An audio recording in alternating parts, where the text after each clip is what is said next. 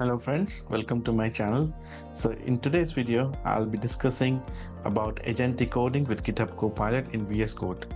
Let's start with some questions like what if your code improve itself by itself, or what if you didn't just autocomplete certain code, or somebody doing autocomplete of the code for you, or an AI that will edit your code, that will refactor your code and suggest a real dev teammate working along with you. Isn't interesting? So in today's video, I'll be just showing you how agentic coding with GitHub Copilot, in which we can ask, we can edit, and we can do the agent part. So three options I'll be showcasing you.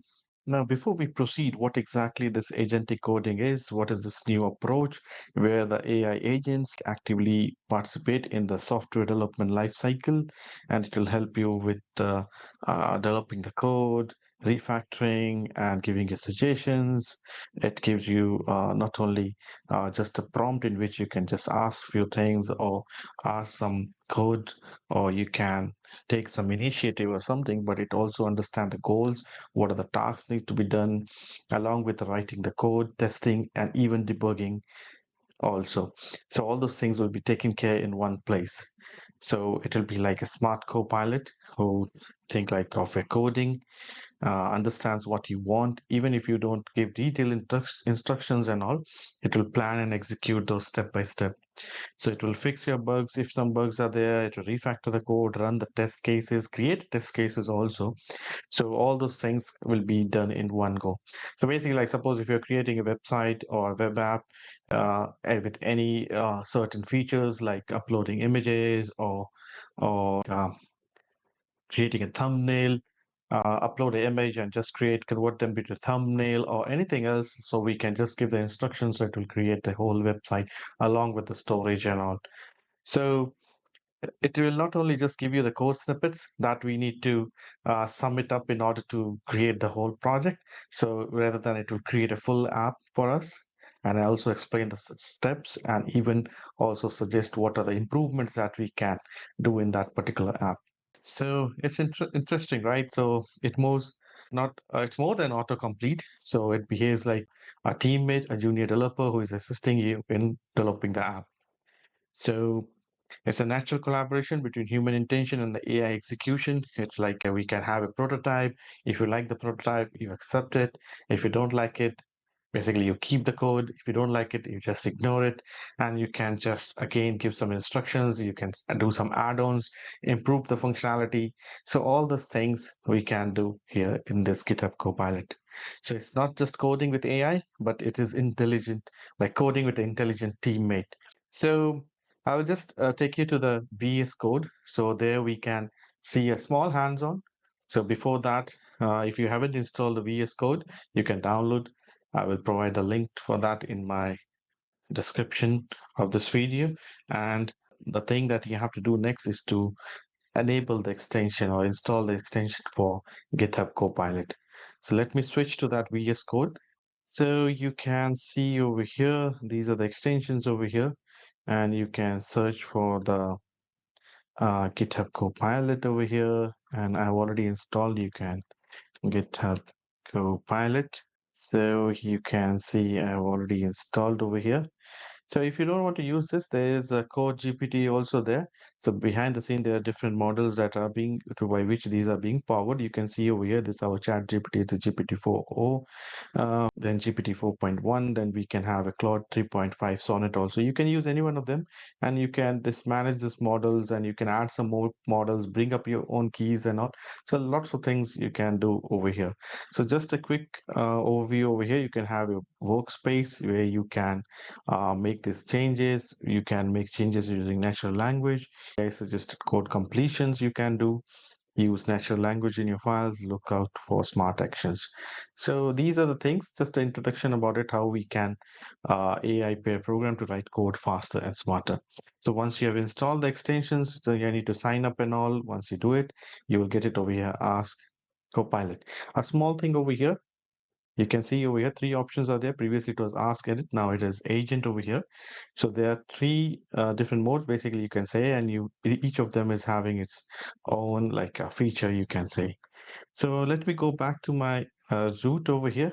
You can see I already have a PY file, but I want to just showcase you a very small example. I won't take much of your time developing a full-fledged web app. Rather than I will give you a small example. So let's say if I'm in the ask over here and my model is this GPT-4o. So if I write it over here, let's say factorial of say factorial program in Python. So I'm just writing this randomly. Okay, so I'm in ask over here, so it is working on it. So here's the Python program to calculate the factorial of a number over here. So you can see in Python over here, factorial is mentioned over here. Calculate using recursion, whichever way you want, you can put it over here. So you can see over here, the program takes integer, so explanation is also there. You can go through it. So you can take the input from the user and it will print the value over here. Okay, so this is in the ask over here.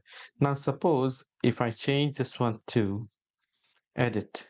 So you can see changing the chat mode will end your current edit session. So would you like to continue? Yes. So I will just write it over here.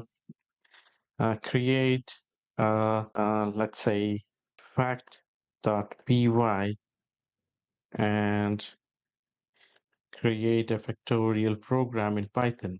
Anyhow, it's .py, the factorial program. So you can see once I use the option over here, edit, you can see it's creating over here a .py file and create a new file. And it is just create a new file that contains a program to calculate factorial of a number. So this is how it will be. So if I click keep over here, let me go to this file over here. You can see this is what the program has written over here. So once if I click keep, it will keep that particular code over here. So this is how the difference between ask and edit. Similarly, if I let me just skip it over here. Let me go over here. You can go to the agent and you can do the same thing. So if I click keep over here, it will keep this particular program. So you can see it is being saved. So mark it as done. So we have the fact.py file created along with our Python program over here. So let me switch to the agent mode over here. So here I'm just making a change over here, return 0. So I will try to run this one. Let me go to the run without debugging, Python. So that's not the correct one. Okay, let me enter over here, let's say 5, but I'm getting the answer as 0. So that's not correct. So can you check the result? It's incorrect in fact.py. You can mention anything. I'm just elaborating it.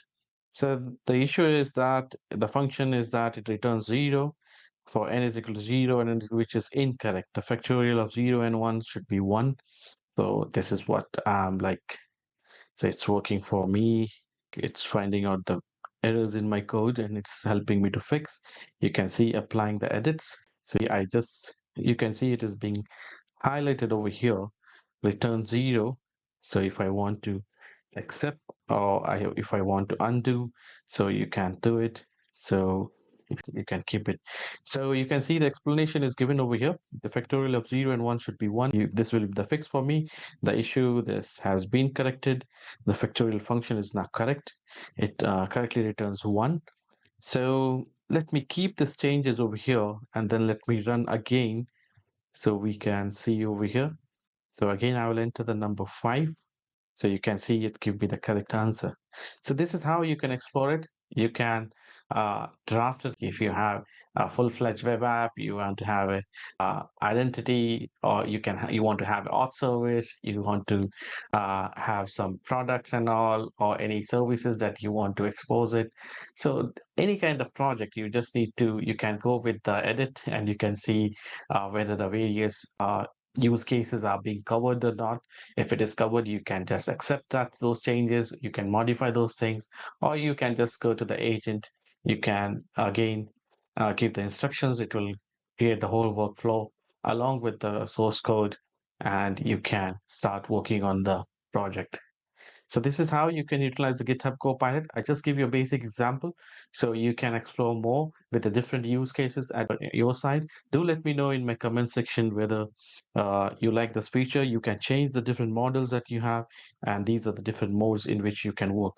And this one, maybe it is not rolled out.